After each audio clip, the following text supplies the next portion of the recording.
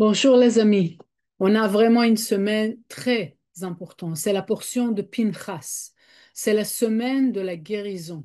Mais dans cette semaine, on va voir qu'il y a un pouvoir extraordinaire qui nous aide pour l'année entière.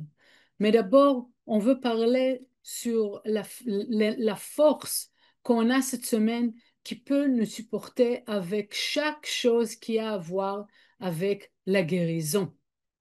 Vous pouvez penser à une personne qui a besoin de la guérison. Vous pouvez penser à vous-même. Peut-être c'est une question une guérison physique, peut-être une abondance, peut-être des relations, peut-être et c'est obtenir quelque chose dans votre vie qui n'est pas guéri, qui a encore quelque chose qui est blessé.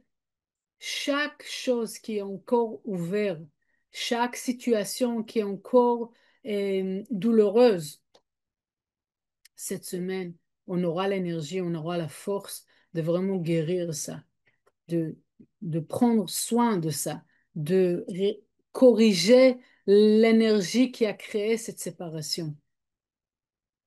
Cette semaine, elle contient l'énergie, la force de la portion de cette semaine contient beaucoup de secrets, beaucoup de force, beaucoup d'opportunités qui vont nous aider à faire, à grandir, à se protéger, à, à avoir la force de continuer notre chemin spirituel. Donc, déjà, c'est la fête que dans cette portion, on va parler sur toutes les fêtes de l'année. Toutes les fêtes, ils vont être mentionnées. Toutes les connexions spirituelles, ils vont être mentionnées dans cette portion-là. On relie avec la complicité des outils qui nous permet de vraiment grandir spirituellement. Dans cette semaine, on a l'action de Pinchas lui-même, que c'était il était un Kohen, un prêtre, et normalement les Kohen, ils n'ont pas le droit de tuer. Mais comme il y avait toute une épidémie qui s'est mise en place et ça a commencé à vraiment créer beaucoup, et ça a pris beaucoup de victimes, ok? Ça a tué beaucoup de gens, 24 000. C'est le même numéro qu'on parle aussi sur les 24 000 élèves de Rabbi Akiva qui sont morts dans l'épidémie dans le temps du Homer. Donc, on voit une connexion entre les deux, oui, que à chaque fois qu'il y a des actions de court-circuit, des actions qui coupent l'énergie entre nous et la lumière, il faut qu'on comprenne déjà que chaque action qu'on fait, c'est pas rien qu'une action qui nous influence personnellement seulement, mais ça influence les gens autour de nous. À chaque fois qu'on se conduit avec la haine, ça peut être pour nous-mêmes ou quelqu'un de la famille, à chaque fois qu'on s'énerve sans raison, à chaque fois qu'on n'arrive pas à s'arrêter, qu'on juge quelqu'un, ça crée le jugement, la haine, la négativité dans le monde. Je pense qu'aujourd'hui, on peut voir ça de plus en plus, mais c'est quelque chose qu'il faut qu'on soit conscient de notre responsabilité vers le monde. Donc, encore une fois, Pinchas, il voit la source de l'épidémie et le seul moyen, c'est arrêter ça. Et il utilise, regardez, l'histoire elle-même, elle n'est pas rien qu'une histoire. Ils ont connecté vraiment, ils ont écrit, la Torah, elle est écrite d'une manière tellement précise, ok, ils utilisent le mot romach. Romach, c'est l'épée, mais on peut dire ça autrement, mais ils ont utilisé romach, que c'est les mêmes lettres comme ramach, qui est le nombre de membres de corps qu'on a, 248 ramach, et la lettre vav, qui est comme un couteau, oui, comme l'épée qui a, qui a arrêté, qui a arrêté l'épidémie. Donc, c'est écrit très clairement dans le Zohar que c'est pas forcément les sages, ils n'ont pas utilisé des épées physiques. c'est rien qu'avec les lettres qu'ils ont fait, qu'ils ont créé un effet. Donc ici aussi, il a utilisé les lettres et c'est comme ça qu'il a arrêté la mort. OK? Son romach, c'est l'épée. Normalement, les deux personnes qui ont fait l'acte est négatif en face de tout le monde, c'est ce qui a créé, qui est la source de l'épidémie qui s'est créée.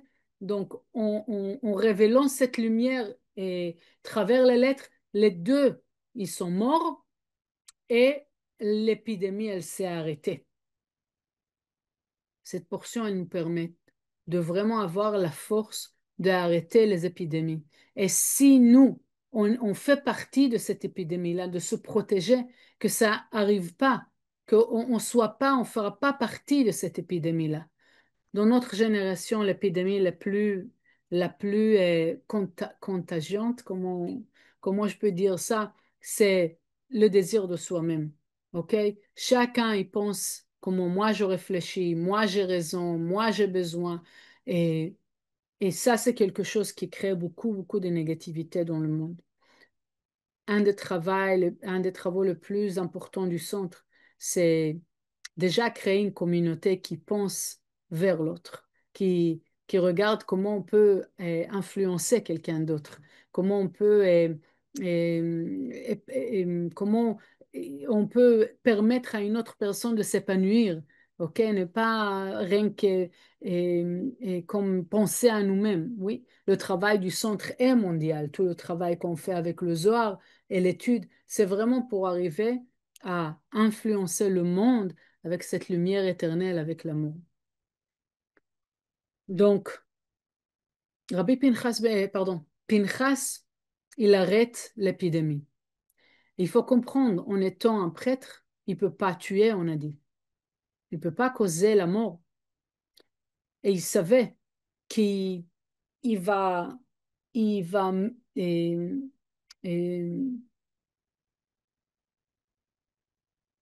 il va, comment on appelle ça, non, le vater, il va pas rester avec le titre de prêtre. Il va le perdre. Il va perdre le titre de prêtre. Mais c'était pas intéressant pour lui. Le plus important, c'était de arrêter l'épidémie et sauver le monde. Donc, c'est nous, chacun d'entre nous, en faisant une action de partage, on peut aider le monde. La question, c'est qu'est-ce que je lâche prise, de quoi je lâche prise, de quoi je me détache pour faire cette action spirituelle. Des fois, c'est contrôle, des fois, c'est une possession, des fois, chacun d'entre nous, c'est pas confortable. Chacun d'entre nous, il est relié avec quelque chose d'autre. Il est attaché à quelque chose d'autre. Donc, quand on réfléchit bien, et on regarde de quoi je dois me libérer pour pouvoir vraiment, vraiment aider le monde, vraiment faire un effort qui va révéler une lumière qui va permettre de aider le monde avec cette énergie. On a dit que cette portion, elle nous permet de relier avec la complicité grâce à la fête que c'est écrit sur toutes les fêtes. Effectivement, l'énergie, toutes les énergies, ils sont concentrées dans cette portion-là. Mais en plus que ça, il y a la parole shalom, la paix. Et la lettre Vav, encore une fois, on la rencontre pas seulement en arrêtant l'épidémie, dans le mot romach, l'épée, mais ça, la lettre Vav, la même lettre Vav qui correspond aux Zeher Anpin, qui correspond au passage de lumière, dans le mot shalom, dans cette portion, elle est coupée. C'est pas une faute d'orthographe, c'est pas l'encre, il n'est pas fini, c'est exprès, écrit d'une manière coupée. On n'a pas de faute dans la Torah. On peut pas et travailler, on peut pas lire dans une Torah qui est pas complète. Mais là, la lettre Vav, exprès, elle est cassée pour nous dire quelque chose, pour nous permettre le contraire, de créer l'unité, la paix elle ne peut pas exister si on cause la séparation. Et là, c'est l'antidote de vraiment créer l'unité entre nous tous. Chacun, il voit une autre partie de l'image. Chacun, il a raison et nous tous, on a tort.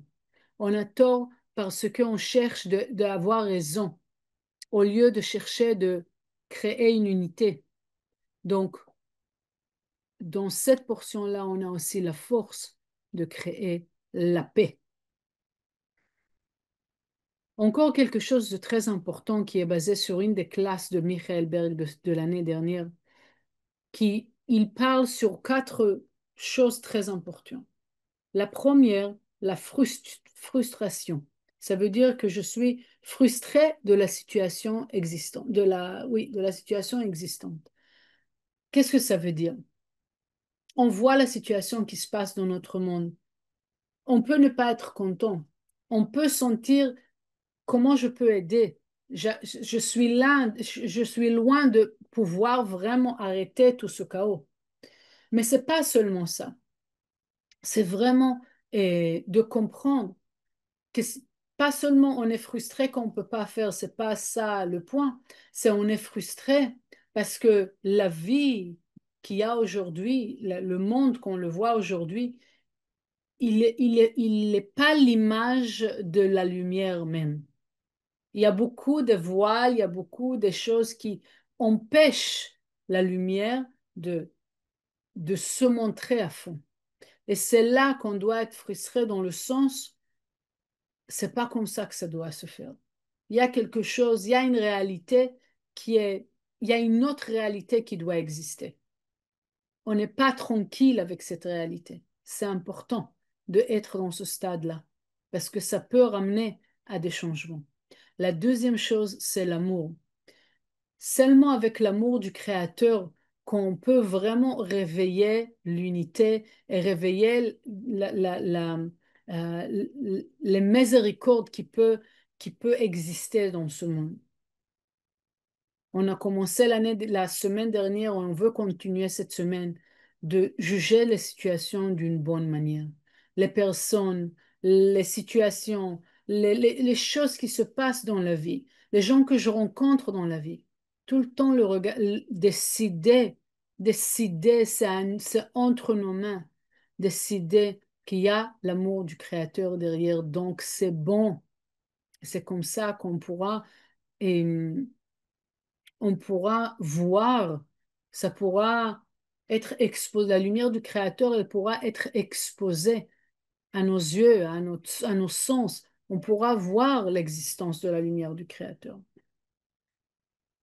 Quand on arrive à vraiment sentir la douleur du manque de lumière qu'il y a dans le monde, et on arrive à vraiment vouloir injecter les miséricordes dans le monde à travers l'amour, on peut utiliser aussi la force de la prière. Parce que la prière, c'est pas quelque chose physique, pardon, et, comme quelque chose de automatique, je voulais dire, oui, que je prie, donc je reçois qu'est-ce que je veux. C'est pas ça. J'ai besoin de vraiment sentir l'espace entre moi, entre la situation et la lumière.